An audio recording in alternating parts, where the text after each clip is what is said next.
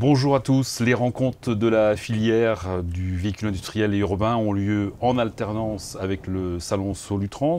La prochaine édition aura lieu donc le 10 octobre prochain à Lyon. Cette troisième édition abordera plusieurs thèmes, notamment la transition énergétique, mais aussi les solutions alternatives comme l'hydrogène. Philippe Rosier, bonjour. Bonjour. Alors, vous êtes, je rappelle, le président de Symbio, spécialiste français de la mobilité hydrogène, qui, comme nous le verrons, donc vous êtes présent aussi à travers le monde.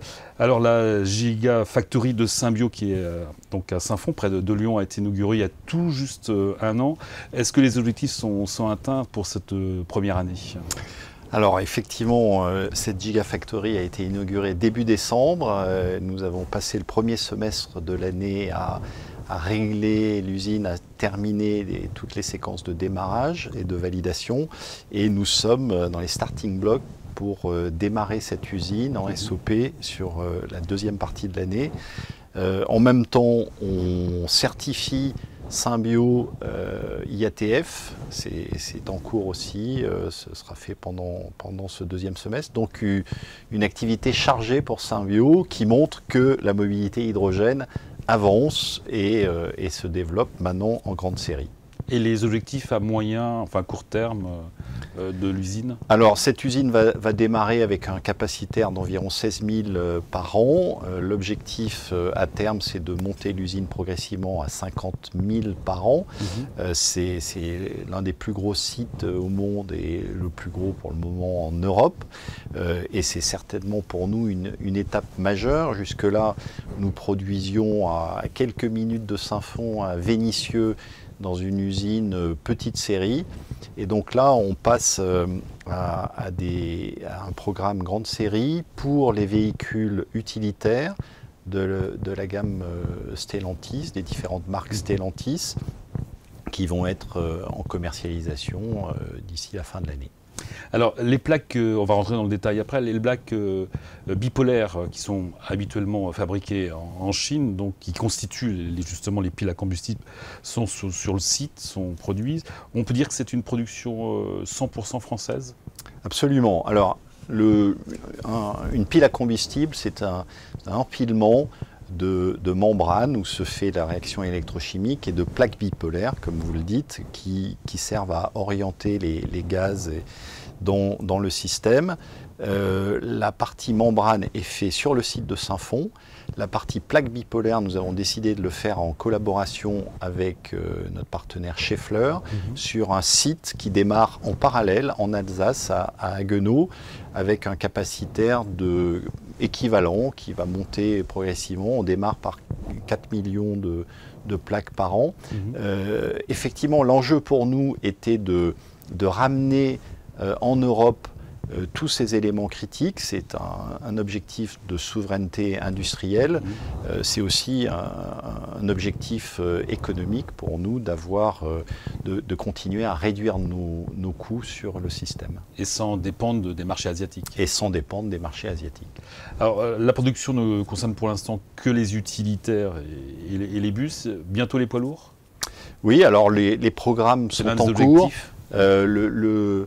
L'objectif poids lourd en SOP, on parle plutôt pour les grandes séries, plutôt de 2028-2030. Donc là, on est dans la phase de petite série, de prototype. On a dévoilé il y a quelques semaines aux États-Unis notre premier prototype pour le marché américain qu'on développe dans une usine pilote en Californie.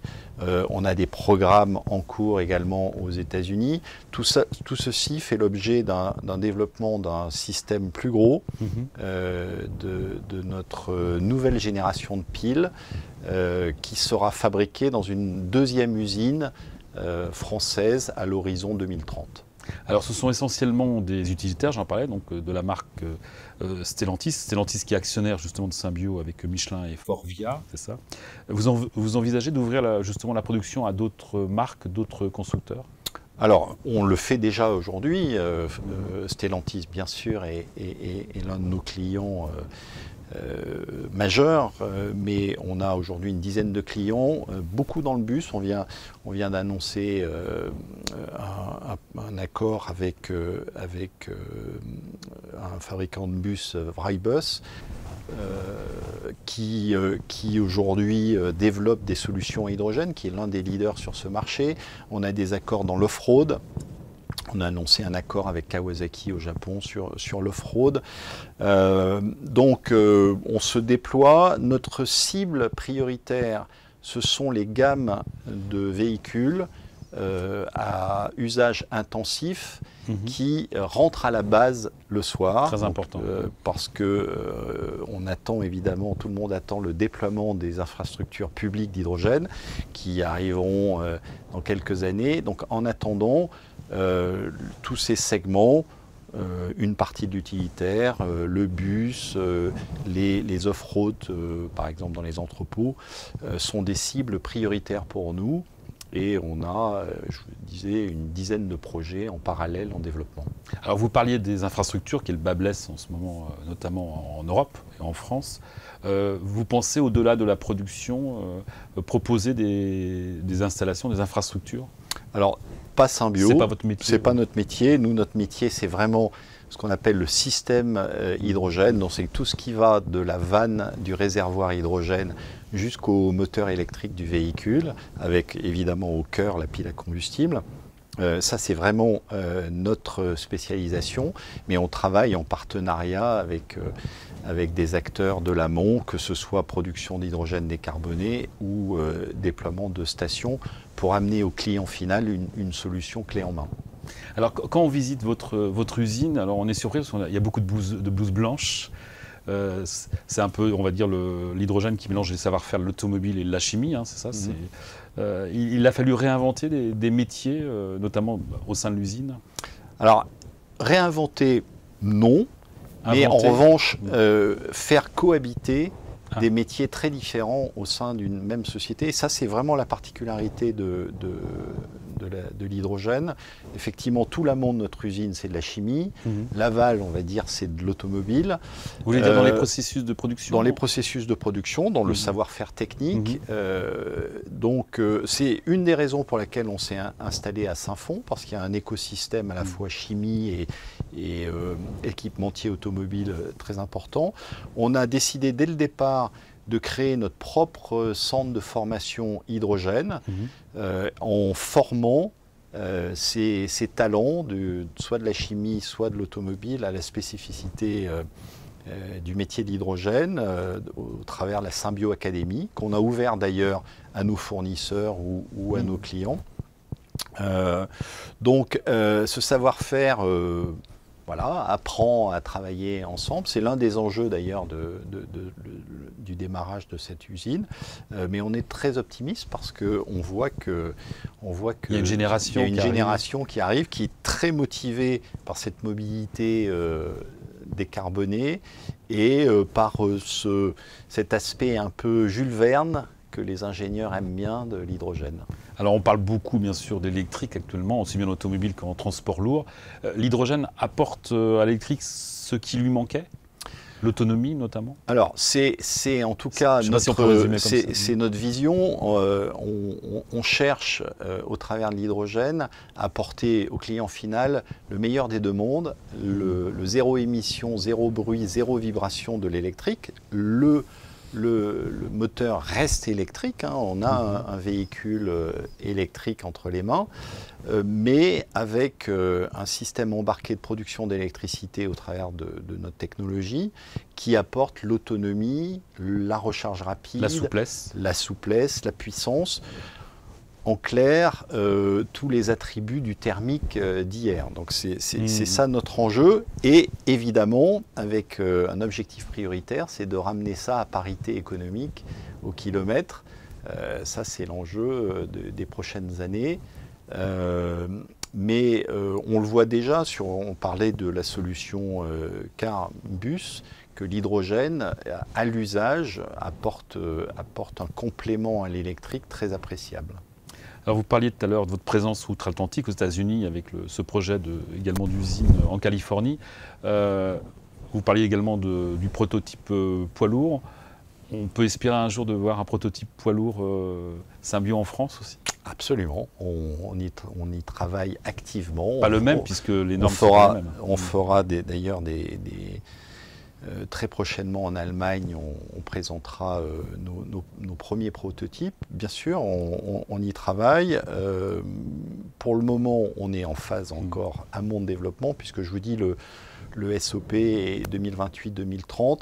L'enjeu sur le poids lourd, c'est d'abord la durabilité. On a des véhicules qui visent le million de kilomètres. Donc pour nous, c'est une durabilité qui est à peu près du double au triple de ce qu'on demande à l'utilitaire.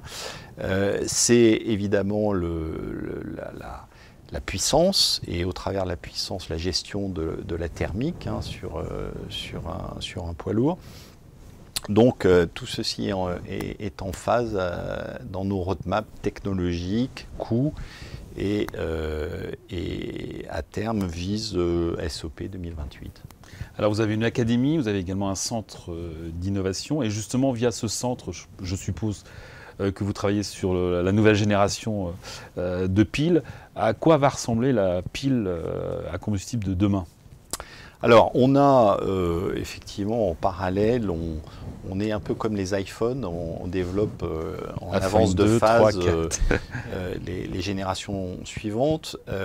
Donc, notre génération dite 3, qui est celle qui ira dans les poids lourds et les futures générations de véhicules, elle vise à améliorer sur une dizaine de paramètres critiques. J'ai parlé de la durabilité. Il y a un aspect extrêmement important qui est le rendement aussi. On doit améliorer le rendement pour viser les 57-58% de rendement. On est aujourd'hui à 52-53%.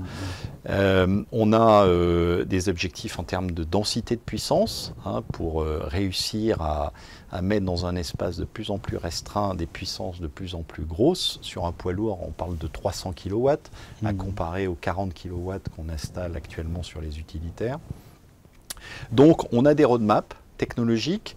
On est appuyé pour ça par un mécanisme de subvention européen qui est soutenu dans le cadre de France 2030 en France, qui nous a aidé à développer cette première usine qu'on est en train de démarrer, et qui en parallèle nous aide pour le développement de cette nouvelle technologie et future usine à l'horizon 2030. Donc tout ça avance en parallèle. Plein de projets, quoi.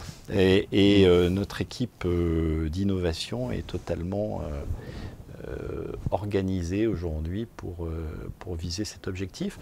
Un petit exemple, le véhicule qu'on a annoncé, mission H24 pour Le Mans, où on vise avec nos partenaires d'amener ce véhicule sur la course au Mans également en 2028, c'est un 300 kW, c'est le système poids lourd dont je parle, donc c'est aussi une motivation pour les équipes d'arriver à atteindre nos objectifs. Plein de projets, on aura l'occasion d'en reparler aux rencontres de la filière. Philippe Rosier, merci en tout cas. Merci. Rendez-vous donc justement aux rencontres de la filière, puisqu'il y aura une table ronde consacrée, dédiée donc à l'hydrogène. Je vous rappelle les rencontres de la filière du véhicule industriel et urbain le 10 octobre prochain au Mathus Stadium de Lyon. À bientôt, merci à tous.